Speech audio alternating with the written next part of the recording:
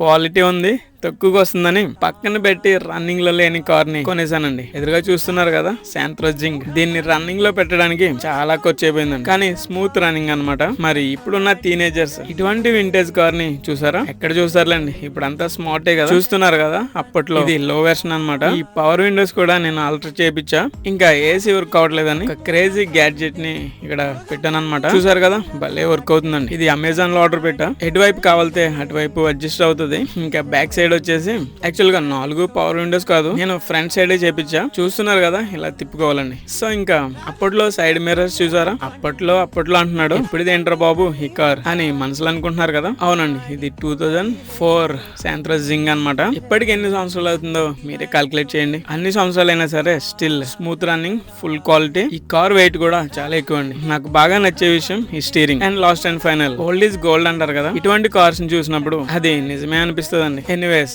మరి మీకు బాగా నచ్చే వింటేజ్ కార్ నేమ్ ఏంటండి?